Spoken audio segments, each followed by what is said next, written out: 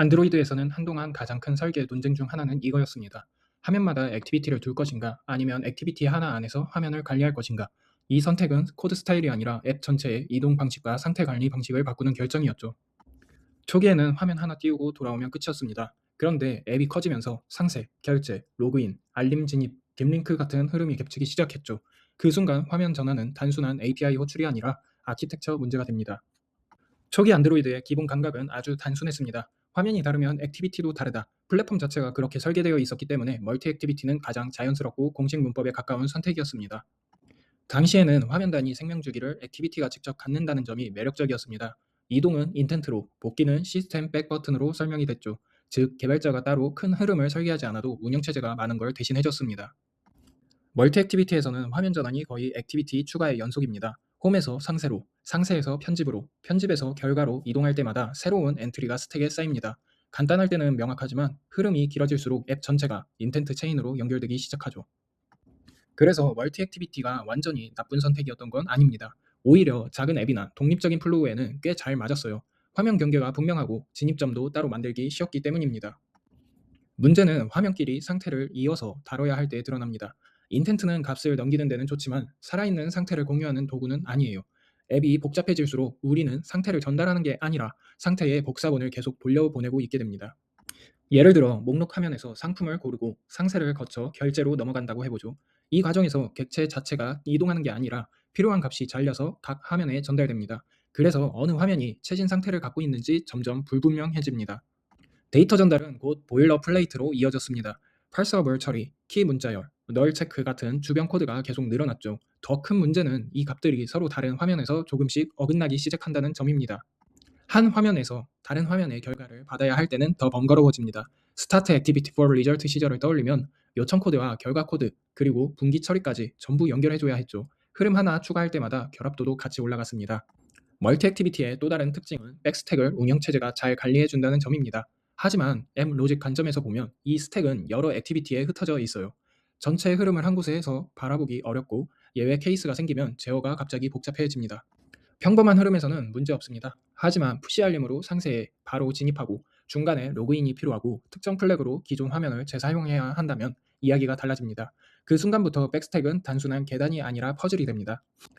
앱이 커질수록 화면 위에 공통 껍데기가 생깁니다. 툴바, 바텀, 내비게이션, 공통 애니메이션, 로그인 상태 같은 것들이죠.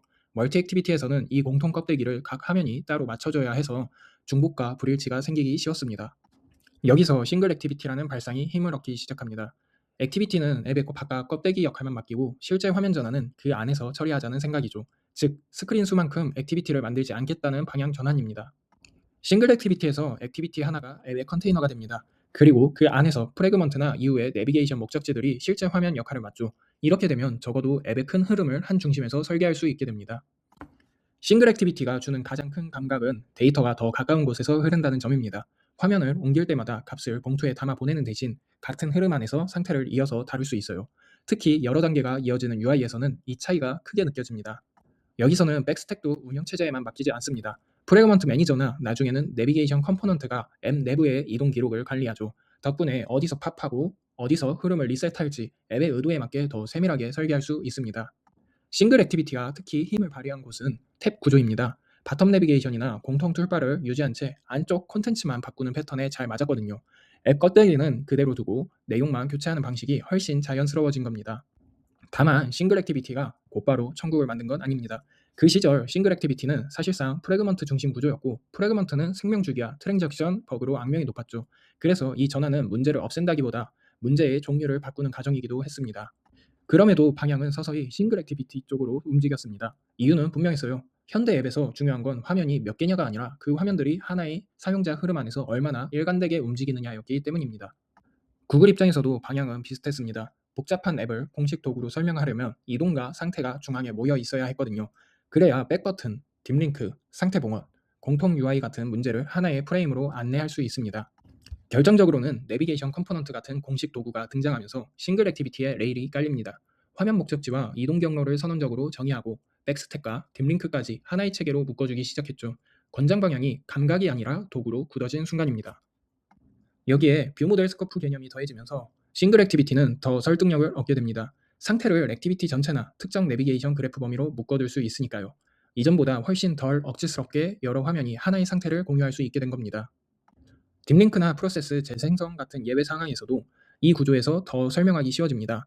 어디로 들어왔고 어떤 목적지까지 가야 하며 상태를 어떻게 복원할지 한 흐름 안에서 설계할 수 있었기 때문이죠. 실전 앱에서는 이 차이는 생각보다 엄청 컸습니다. 컴포즈 시대로 오면 이 숫자는 더 상징적이게 됩니다. 액티비티 하나가 앱의 껍데기가 되고 실제 화면은 컴포저블과 내비게이션 그래프가 담당하죠. 그래서 싱글 액티비티는 단순한 유행이 아니라 선언형 UI와 맞물린 자연스러운 결과가 됩니다. 정리하면 이렇습니다. 멀티 액티비티는 출발이 쉽고 싱글 액티비티는 확장이 유리합니다.